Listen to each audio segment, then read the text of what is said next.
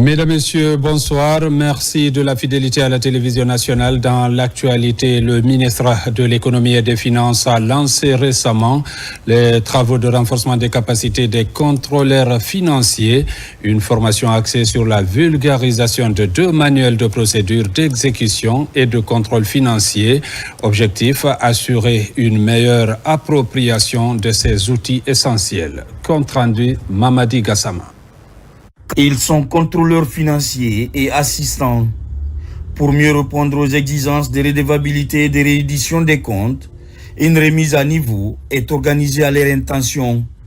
4 jours durant, ils sont appelés à s'approprier du manuel de procédure du contrôle financier, ce, en vue de renforcer la transparence dans la gestion publique.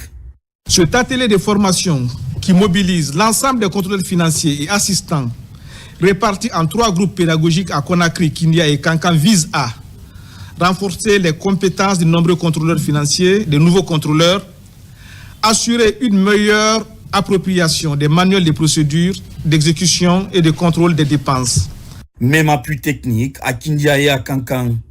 En activant cette nouvelle dynamique, la Direction nationale du contrôle financier modernise la gestion publique au sein des services déconcentrés de l'administration publique.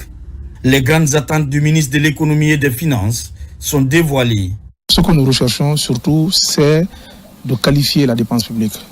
Le meilleur moyen de qualifier la dépense publique, c'est de renforcer et d'outiller les acteurs de la chaîne d'exécution budgétaire.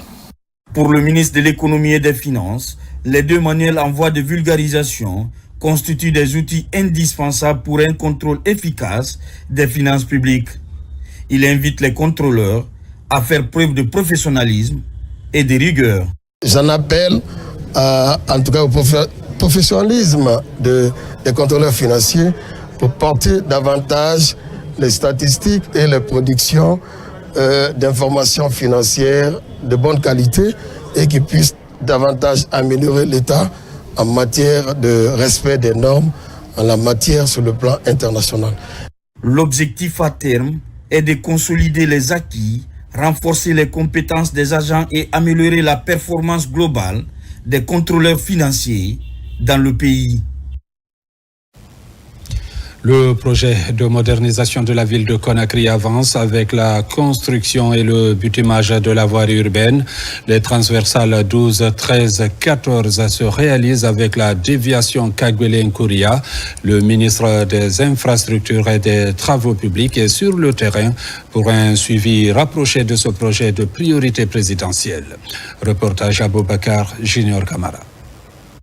De la transversale 10 jusqu'à T14, l'ambition du gouvernement est de construire et de bitumer ces voies de désenclavement du Grand Conakry. Nous sommes à Kassonia Carrefour pour sortir sur le kilomètre 5 à Dubreka.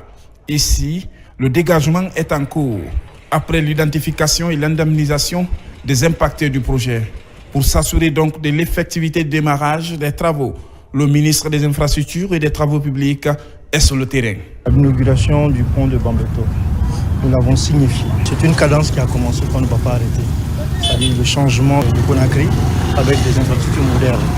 C'est dans ce sens que nous sommes venus voir Kagbele-Nkouria, cette route. Aujourd'hui, nous avons visité la T12 et nous sommes en train de visiter maintenant la T13. Ce sont des travaux qui ont été lancés par les entreprises et donc nous sommes venus nous assurer qu'effectivement les entreprises évoluent très bien sur les chantiers. Et il y a quelques difficultés avec eux, mais nous allons discuter ça au bureau et avec les techniciens pour s'accorder sur l'aspect technique du projet. Et aujourd'hui, on fait cette visite avec l'ACGP qui est le maître d'œuvre public, qui nous accompagne dans cette visite parce qu'ils ont la charge de superviser les travaux. C'est dans le cadre du projet de modernisation de la ville de Conakry. L'entreprise chargée des travaux met tout en œuvre pour respecter les clauses du contrat, surtout le délai contractuel. Ce projet, on a 36 mois de délai d'exécution. Il y a déjà 1 an, 12 mois qui sont déjà consommés. Il nous reste 24 mois à livrer le projet dans sa entièreté. Sur la T13, 7 km 800 et puis la T14, 2 km 400. Cela s'ajoute au projet de construction de bitumage de 26 km en 2 fois 2 voies entre Kagbele et Nkouria, qui est d'ailleurs inscrit dans le portefeuille des priorités présidentielles. Aujourd'hui, l'ambition du gouvernement est de rendre facile la circulation du Grand Conakry pour les populations. Un ouvrage consacré au bonnet traditionnel Peul, le poteau, vient d'enrichir le paysage littéraire guinéen. Initié par feu Elhadj Souleymane Ba, l'écriture est achevée par sa fille Fatoumata Ba en hommage à son père disparu avant la publication. Reportage Mounir Bari. L'ouvrage de 120 pages, structuré en 10 chapitres, retrace l'histoire, la symbolique et l'organisation sociale des Fouta théocratie à travers ses couvre-chefs emblématiques de la culture Peul. La sortie de ce livre est une fierté pour moi parce que mon papa a beaucoup œuvré pour que le livre voie le jour. Malheureusement, il est décédé avant la publication. J'ai pris l'initiative de faire éditer le livre pour conserver un peu sa mémoire. L'évolution du bonnet, c'est bien, ça va au-delà de la Guinée et tout, mais l'histoire même du Pouto, c'est la manière de le porter, la façon de le porter, à quel moment le porter, qui doit le porter. De 1725 à 1896 et au-delà. C'est-à-dire entre 1725 et 1896, le Pouto était un signe identitaire de ce qu'on pourrait appeler la valeur culturelle et historique dans le Fouta théocratique. Il a donc symbolisé non seulement l'aspect social, l'aspect noblesse, l'aspect culturel, mais aussi l'aspect organisationnel. Présenté devant un parterre de personnalités, dont d'anciens premiers ministres, ce livre publié aux éditions L'Harmattan Guinée se veut une référence. Il ambitionne d'inspirer étudiants, enseignants et chercheurs dans un contexte où la préservation des identités culturelles devient un enjeu majeur. Ce livre est un livre qui a été publié à titre posthume par Elhadj Souleymane Ba. Donc c'est un projet que nous menons depuis 7 mois.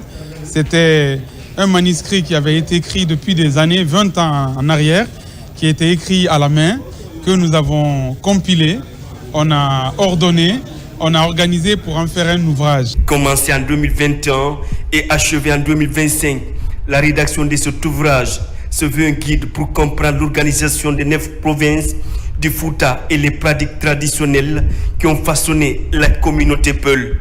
Un nouveau livre qui vient enrichir les rayons des librairies guinéennes. Allons à Tounifili, sous-préfecture de Bofa, pour parler de l'épanouissement des femmes et des jeunes filles qui reste une priorité à travers l'ONG DS Guinée Business. Elles bénéficient d'un programme de formation pour la réalisation de leur activité génératrice de revenus. L'événement est déroulé en présence des autorités locales de Tounifili. Reportage Fatoumata Batouli Diallo, Mariam Diallo. Nous sommes au marché de Tounifili, une des sous-préfectures de Bofa. Bébé au dos, bagages sur la tête, Makale Souma, la quarantaine, parcourt tous les samedis 15 km pour rejoindre le marché dans le but de subvenir aux besoins fondamentaux de sa famille. Pour appuyer les braves femmes à l'exemple de Makale Souma, l'ONG DS Guinée Business répond à leur inquiétude. Il y a de ces femmes qui sont à Tounifili, elles sont impuissantes. Elles n'ont pas de relation, elles n'ont pas de bras longs. Donc moi, ce sont ces genres de femmes que j'appuie. Je n'ai rien, mais je peux quand même ressortir leurs besoins.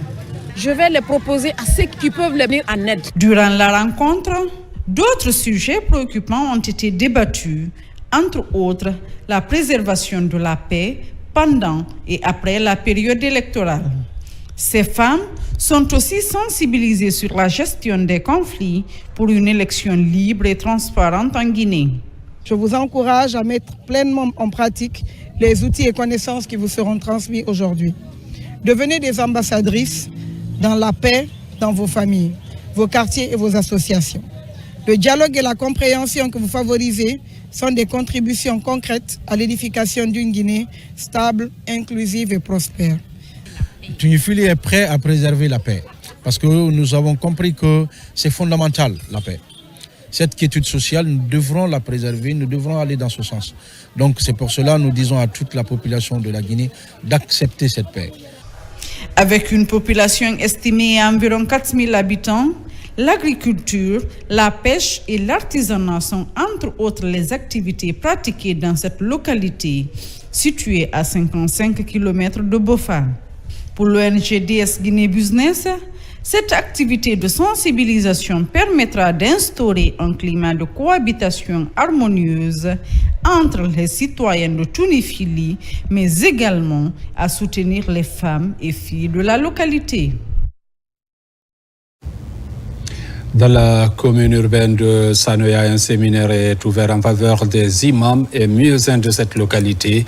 Pendant 10 jours, ils seront outillés sur la responsabilité éthique et la promotion du dialogue pour une paix durable. L'initiative est pilotée par le secrétariat communal des affaires religieuses de Sanoya. Reportage Marwan Kamara. 10 jours d'échange, de réflexion et de renforcement des capacités. C'est ce qu'annonce l'ouverture officielle du séminaire de formation des imams et muezzins, placé sous le thème « Rôle, droits et devoirs des guides religieux dans la société pour une paix durable ». Le programme est initié par le secrétariat communal des affaires religieuses. L'ouverture de ce séminaire de formation à l'intention de nos imams et muezzins, sans doute cette finalité est la plus noble à laquelle tous les musulmans doivent soutenir. Séminaire de formation qui débute aujourd'hui prendra fin le samedi 22 novembre 2025 et permettra à nos imams et muezzins d'acquérir de nouvelles connaissances.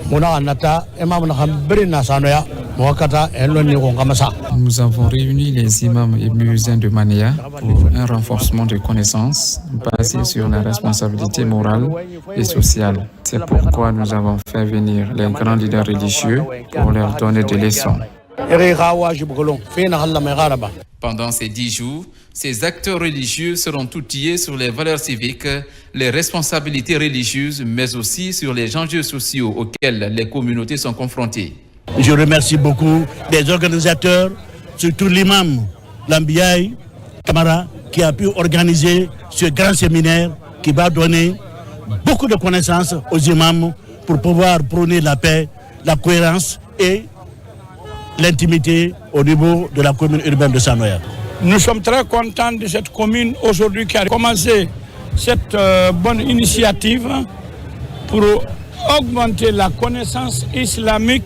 Nous sommes pères de tout musulman et tout musulman doit nous écouter quand on parle de notre islam dans le voie normal sans être manipulé par quelqu'un de dire ce qu'il veut. C'est pas normal. Les imams et muezzins sont souvent les premières voix écoutées par les populations musulmanes. Leur influence est considérable. Ce séminaire vise donc à renforcer leurs connaissances en matière de pratiques culturelles pour qu'ils contribuent activement à la cohésion sociale et au respect des valeurs citoyennes. La jeunesse de Kouroussa réitère son engagement à soutenir les actions du chef de l'État général Mamadi Doumbouya. Et une cérémonie de sacrifice et de lecture du Saint-Coran s'est tenue dans la localité, suivie d'un tournoi de football qui a mobilisé autorités administratives et population. Le point, c'est dans ce reportage d'Elhadj Fodé Bangali Fofana. C'est une mobilisation de reconnaissance des jeunes de la ville de Kouroussa. Ces jeunes, issus des différents quartiers de la cité de Kamaralaï, tirent leur chapeau au général président Mamadi Doumbouya qui, selon eux, fait de la jeunesse le piédestal de sa gouvernance. Une gouvernance marquée par le rajeunissement constant de tous les maillons de la chaîne de commandement à travers le pays. La jeunesse de Kouroussa a été motivée à travers la vision du président de la République, général Mamadi Doumbouya. Depuis sa venue, il a dédié son pouvoir à la jeunesse. Que vous voyez un peu partout en Guinée, c'est les jeunes qui sont au pouvoir. Ce même développement s'est étendu encore sur Kouroussa. C'est pourquoi la jeunesse de Kouroussa a voulu vraiment faire ce sacrifice pour bénir la République de Guinée, bénir la jeunesse de Kouroussa, bénir également pour Kouroussa afin que vraiment la Guinée soit une Guinée que nous nous attendons, la paix et le développement. Pour que cet élan de développement et de paix se pérennise, les organisateurs mettent en branle leur foi religieuse à travers cette cérémonie de lecture du Saint-Coran et de sacrifice.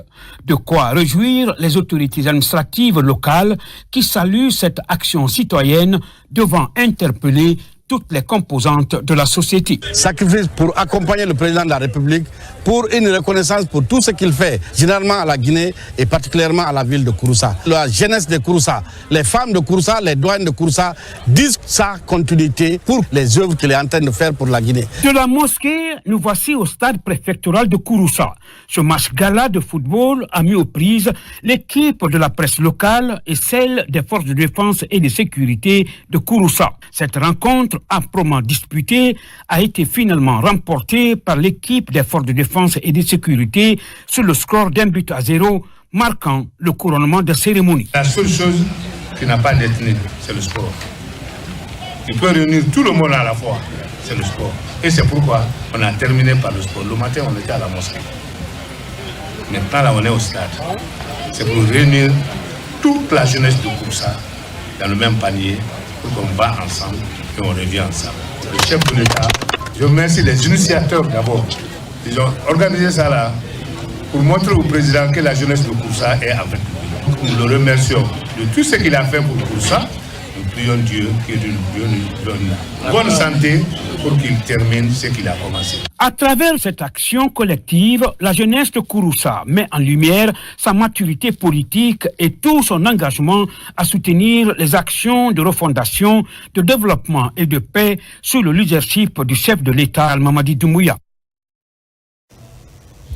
Mesdames, Messieurs, c'est la fin de cette édition. Merci de l'avoir suivi et bonne suite de programmes sur la télévision nationale.